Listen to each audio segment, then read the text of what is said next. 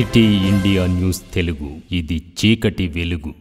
Welcome to city India news. Mahabubnagar జిల్లా కేంద్రం బండ్లగిరిలో నేడు బతుకమ్మ పండుగ వేడుకలను సాంప్రదాయబద్ధంగా నిర్వహించుకున్నారు. జిల్లా కేంద్రంలోని బండ్లగిరి కాలనీ వాసులు మంగళవారం బతుకమ్మ సంబరాలు నిర్వహించారు.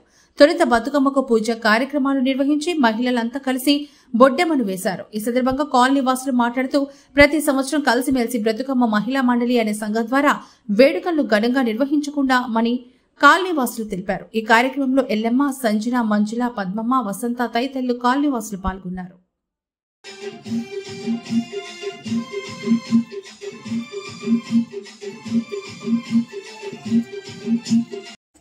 మాది బండ్లగిరి. మేము ప్రతి సంవత్సరము బతుకమ్మ పండుగను సెలబ్రేట్ చేసుకుంటాము. ఈ ఇయర్ కూడా అలాగే చేస్తున్నాము.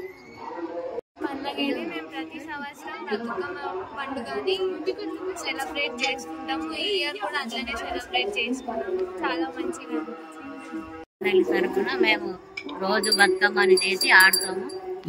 మా గల్లీలో ఎప్పుడు సపోర్ట్నే ఉంటుంది. మంచిగా అందరం కలిసి ఆడతాము. మంచిగా రోజు ఒకరు చేస్తాము.